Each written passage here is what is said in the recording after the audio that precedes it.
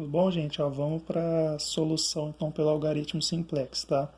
O exercício é extenso, acho que eu vou ter que gravar esse e uns 2 vídeos para a gente conseguir finalizar. Mas vamos gravar esse aqui primeiro, tá? Para ficar bem tranquilo. Solução pelo algarismo simplex.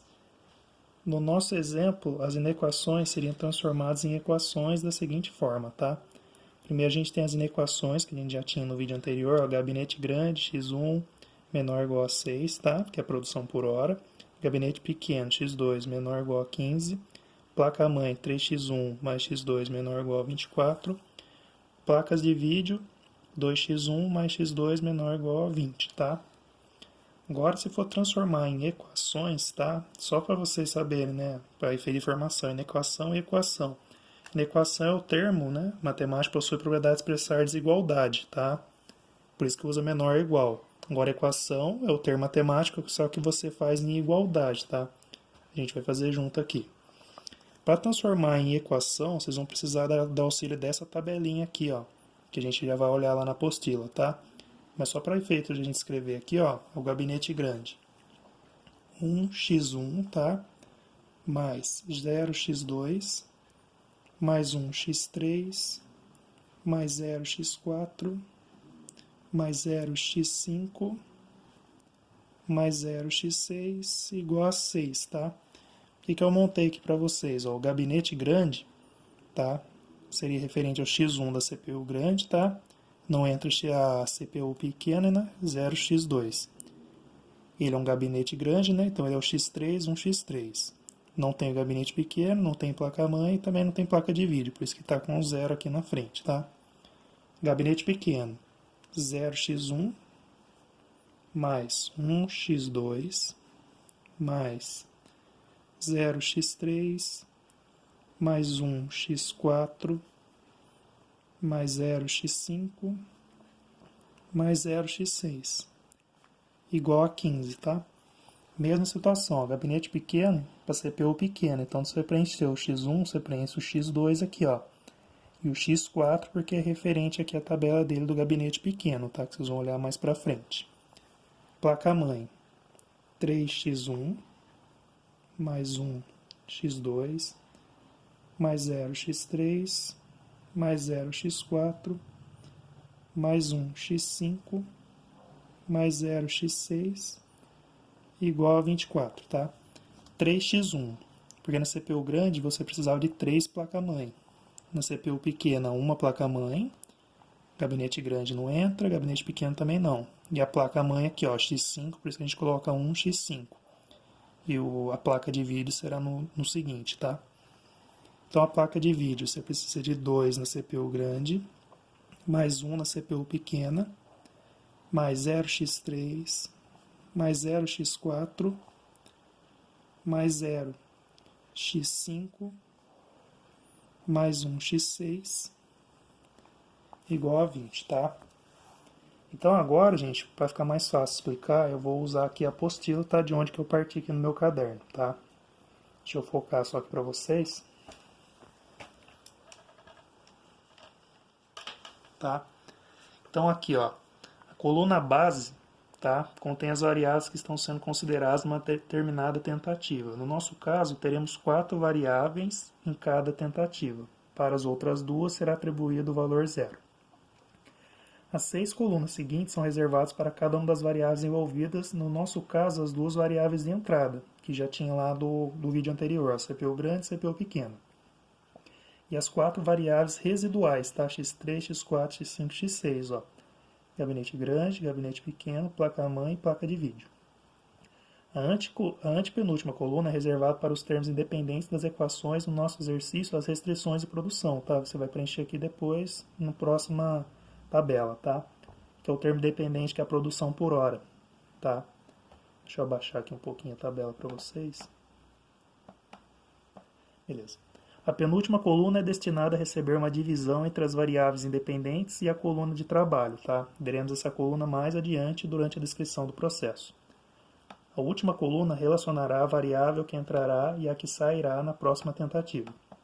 Existe um conjunto de linhas reservadas para cada tentativa, uma linha para cada equação e uma linha de controle, no caso denominada lucro, que é o nosso objetivo, tá?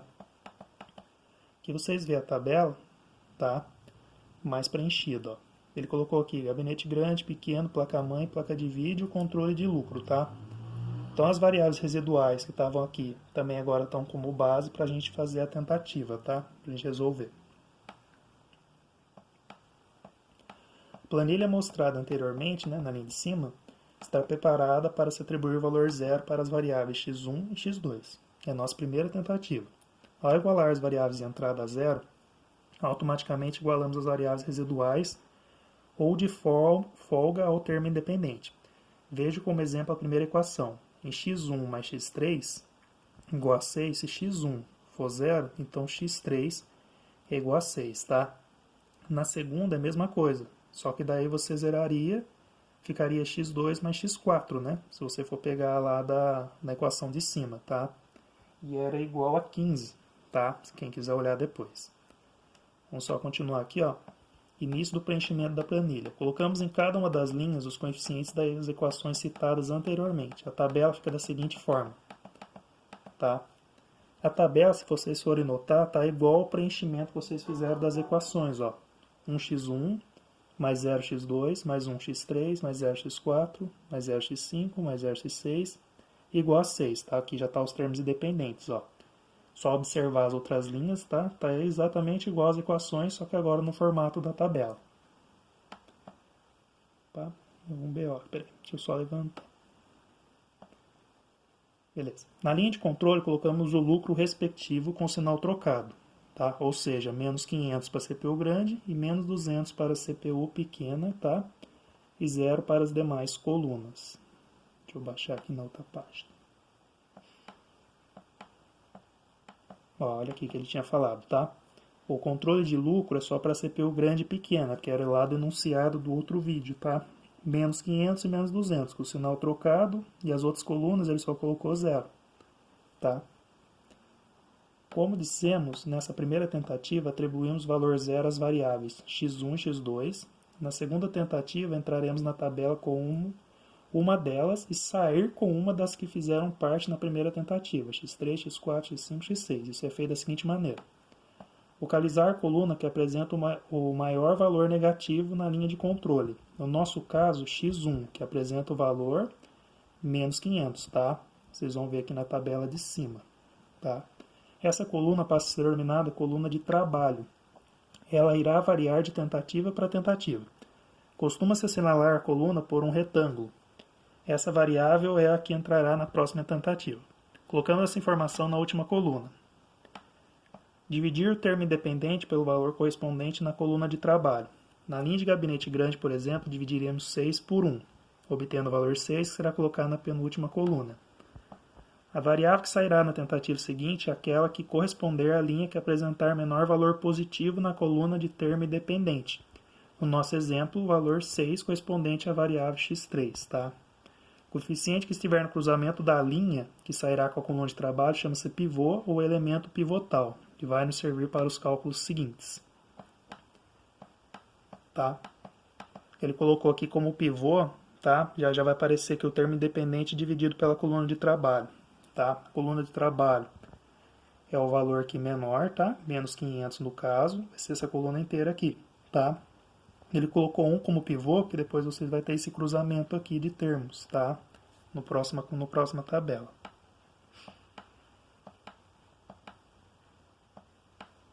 Aqui, ó, que eu tinha falado para vocês só para efeito, tá? Você divide o termo independente, tá? Por x1. 6 por 1 dá 6. 15 por 0 ele colocou infinito, tá? Mas no caso aqui é 0. 24 por 3 dá 8. 20 por 2 dá 10, tá? Só para a gente voltar aqui. Para a segunda tentativa, substituiremos a linha x3 na base quanto ao lugar a linha x1 que deve entrar. Todas as outras linhas, inclusive a de controle, devem permanecer com base inalterada. Os valores da linha que entra são obtidos pela divisão dos valores de linha que sai pelo valor do pivô. Nesse caso, como o valor de pivô é 1, os valores permanecerão os mesmos. Tá? Então, a variável a incluir, ó, entra e a linha aqui de x3 da linha que vai sair, tá? x3 é a última linha de placa de vídeo. Então, beleza, ó. A linha aqui da CPU grande, ó, ela entrou aqui. Os valores das demais linhas, inclusive o termo independente, é obtido pela chamada regra do retângulo, tá? Antes de aprendermos a usar a regra do retângulo, notemos que nas colunas que também são linhas, no nosso exemplo, no momento, as colunas x1, x4, x5, x6 apareceram apenas números 0 ou 1. Quando uma coluna cruza com uma linha correspondente à mesma variável, o valor será 1. Veja a seguir. Tá? Então aqui, ó, 1, 0, 1, 0, 0, 0, 0, 1, 0, 1, 0, 0, tá? Esses aqui são os valores que já tinham. Aqui, ó, que é o valor que ele criou novo agora, tá? 1, 0, 1, 0, 0, 6, tá? Os valores 1 aqui. O resto da tabela, vocês vão notar que vai ser preenchido com 0, tá? Quando uma coluna cruza com uma linha correspondente a outra variável, o valor será 0. Veja novamente. Tá? Aqui, ó. Preenchido com 0. Apenas os valores das colunas referentes às variáveis que estão assumindo o valor 0, que estão fora, e da coluna do termo dependente é que deverão ser calculados pela regra do retângulo, tá? Para entendermos a regra do retângulo, utilizaremos o quadro a seguir, tá? Então, eu vou deixar para outro vídeo para não ficar muito extenso, porque esse já ficou, tá?